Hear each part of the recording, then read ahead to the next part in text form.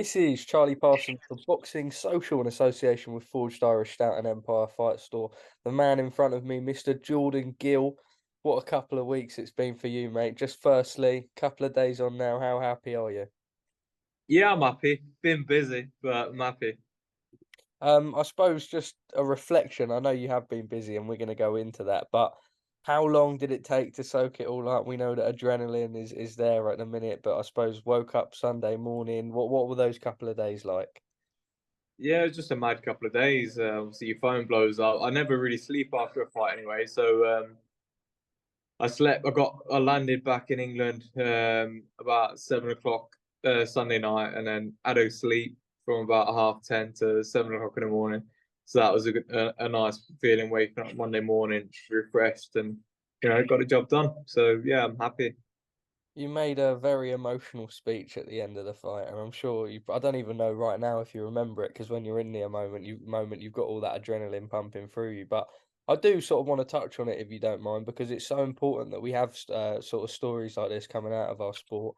Um, Obviously, you sort of articulated yourself. You know, the start of this year, you didn't know if you were still going to be here. Now that's some real hard stuff to go through, and sort of you put yourself out there on that showing that vulnerability in yourself. But also, I think a lesson in that you can overcome stuff, right? Yeah, I mean the speech wasn't planned. You know, when you win and the emotions run high, I thought, it's a good platform for me to share my story and make people understand how hard it's been for me to get to the point to even fight again. And just to make it understandable for everyone that they can do it too. Let's talk a little bit about the fight itself. Did it go the way that you were expecting?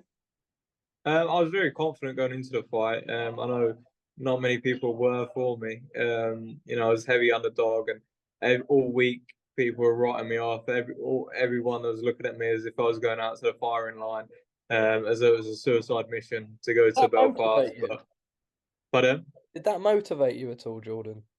um, yeah, I think it helps. I do think it helped. I think I had motivation anyway, but just to shove it up, be able to put the two fingers up to people, that's a nice feeling. So it's motivation for sure. Talk about the fight itself. Obviously, you showed in there quite quick in that you could hurt him with your power.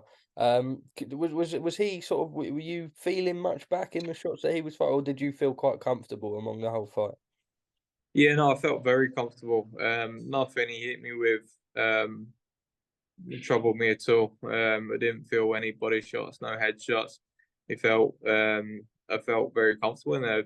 Me at 130, at 126, I couldn't hold a shot by the end of it, and it was just frustrating because I've always had a good chin. I've always been tough, and for me not to be able to show it was frustrating. But at 130, it's a different ball game, and I feel strong and I feel very durable. So yeah, no, it didn't hurt me at all. Well, what's next? I know you put out world honours, and I'm sure you want the biggest fights out there. You sort of we always talk about legacy in this sport, but we also know as a lot of the champions and a lot of the big hitters themselves articulate, it is also about that financial freedom and securing that stability for your family and stuff like that. Have you thought any more about your next moves? Not really. I mean, there's always conversations to be had, but I just want the biggest fights possible. I'm 29 years old. I'm in my prime. Let's just fight the best. The number one in the world, the number one in the country is Joe Cordina. He's the IBF champ, and I think it's a big fight to make. I know he's ambitious himself and he wants to unify the division, but if he can't get a unification over the line, let's make the fight. The fight's there to be made. I've got no beef with him whatsoever. I think he's one of the nicest guys in boxing, but you know everybody wants to be world champion, and he's got the title. So I think it'd be a great fight. You just went to Michael Conlan's backyard in Belfast. We know that Joe's been having these homecomings, I suppose, before his last fight in Cardiff. Would you be happy to go there? I know there was also talks about, I know that you would love a stadium fight at some point of your own. Yeah, I mean, I think I'd sell 15,000 at People United. So either he can come here or I'll go there. I'm not fussy. You seen, I've just gone to Belfast to box Mick Conlan. I'd happily go to Wales. It's just up the road near, so at least we won't have to get on a plane this time. How does a fight with yourself and Joe Cordina play out? I just think it'd be all action. He's a very good fighter. He can do a bit of everything. He's got power, and we'd have to get the tactics right. But I just think it'd be a great fight, and I think it's a fight that people know is going to be entertaining because he's entertaining, and every one of my fights is entertaining. So, be a great fight. We'd have to see. It's one of them where everyone can make predictions, but you don't know until you're in there. Well, you had your dad and Barry in the corner with you, and sort of going into the fight. I suppose there was a little bit of the speculation was about, have you had a proper training camp and have you had a proper training team around you? I mean, that clearly showed that you had, right? Talk a little bit about being in that gym and stable of fighters. Yeah, it was good. I enjoyed it. I went out to Fort Ventura because I didn't have a trainer or anything. I went out to Fort Ventura to see Leigh because he was doing a training camp out there for the Warrington fight. We got a bit of sparring in, and started back training and stuff. That was July, and yeah, I just enjoyed it. I like their approach to the fight, to like tactics and things like that for each different opponent. And I thought, this is a style that would suit me, and yeah, it's worked out. So when we got back from Fort Ventura, I think we did a few weeks in Fort. Sorry, mate. We did a few weeks in Fort Ventura. When we got back, I started going down to Ben's gym, getting a bit of sparring in here and there, and doing bits with my dad at home, and it all worked out. It all paid off. Do you see that as your base for the foreseeable? I think so. Yeah, I think so. Obviously, I've got this gym here. I got my dad at home helping me, but I got the gym and the team down in Harlow as well. So it's a good setup, great fighters in the gym, and you can only improve, you can only get better. Jordan, you mentioned that gym here that you're on about. You just showed me before the interview started. I want you to do it on the record, and we'll put up a little social clip as well, collaborated with you, because this is pretty cool. I didn't even know you had this in the mix. If you just flip the camera around, show us what you got working on, and I believe you said a What you grand. what you've got to take into consideration, Charlie, is that we're it's still under work, so it won't look like this. We've still got some equipment to come as well, but I give you a little tour. It's like MTV Cribs, isn't I it? was impressed on face value, and it's not finished. So Okay, right. Here's me in the mirror. We got dumbbells, we got benches, we got massive chest press. We've got these are all your machine weights. So this is more of like the machine weights room. Going in here is the boxing rings. Big Leigh there working. We're getting bags hung up here today.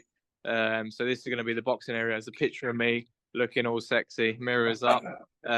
We got big man Usyk and Fury. This is Craig finally doing a bit of work. That's Craig doing some work. We got the bag rack going up. This is going to be the shop, so the fridge will be going in there. This is all going to be like a CrossFit area. Got the sled trek down. We've got Rick Yatton up on the wall over there, wall ball, Olympic lifting racks. We've got plyometric. We've got the studio weights and the sandbags. We've got skiers. We're getting a curve treadmill. It's not actually arrived yet. All your functional fitness stuff. We've got air bikes. We've got watt bikes. We've got treadmills. We've got rowers. We've got Mike Tyson, Holyfield up on the wall. And the gym's called Box Cross. So yeah, it's going to be a fantastic facility, something that I'm very proud of. It was a big project, something that we've been working very hard on. Has this been in the works? We got the building about 8 weeks ago, and we had to put we put in a suspended ceiling because it was just a big industrial unit. It was a factory before, so yeah, we got a suspended ceiling put in. We had to do all the floors, we had to paint all the walls, and then we got the murals done. And yeah, it's just been all systems go. So not only have I been training for Michael Conlan, I've been in here working as well. So it's been all go. You know what? The most humbling thing is when you're showing me around that gym, and I'm just thinking, I wouldn't know how to use half of the stuff in there. Well, if you come down, I'll teach you. I'll certainly be taking you up on that offer. Just lastly from me then, your good friend, Mr. Leigh Wood. Now we know that, well, I can't imagine the two of you would ever clash at 130 together, but they talk about the Josh Warrington rematch.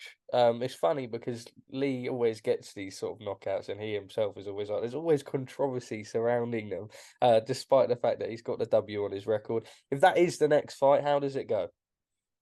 I think Leigh knocks him out even better. I think all the advantage is going to be Leigh's gone up to 130 now, so all the advantage is going to be with Leigh. You know, he's not going to have to cut all that weight that he does. He's going to be stronger. He's going to have more energy. He's been in with Warrington before. He knows he can hurt him, and I just think I can see the same thing happen again. But you know, it was a good fight. I think Warrington was up in the fight, but you know, Leigh done the job, and that's what it is. It's what it's about, and doesn't matter how you start or how it's going, it's how you finish. Just quickly, and this is one sort of more out of curiosity from me. We know the jump from 126 to 130 is only £4. I remember interviewing Leigh Selby years back now, and he'd done everything really at 126 and moved up to 135 because he just didn't feel like the £4 was enough. You yourself, you felt it made all the difference? Yeah, for me it did. For me, £4 was enough. Even I considered going up to lightweight as well. I don't think I'm big enough No, at that's it, lightweight. right? Yeah. And I think Lee Selby found he struggled at lightweight as well. So you know he had a close fight with Cambosis, but you know the names at lightweight, especially at that time, it was very tough. So you had Tiafimo and Devin Haney and people like that, and you know to be in the mix with them when you're a 5'7" featherweight really is no good. But yeah, super featherweight for me. I feel very comfortable all week. I was happy. I was walking around, I had energy. Usually fight week, I'm in my hotel room. I don't want to speak to anyone. I'm miserable. This time we was bouncing around Belfast, buzzing, having a laugh, and you know it made all the difference. I was eating well. I didn't have to cut too much weight, and I just felt healthy and strong. Well, Jordan, thank you for speaking to us at Boxing Social. And on a personal note, congratulations on such a tremendous year with the victory and everything you've had to overcome. What's a final message to your supporters back home? I'm sure watching you eagerly anticipating fight news. Come to my gym, sign up, get the app. I'm there. I'm there. Jordan, thank you for speaking to us at Boxing Social.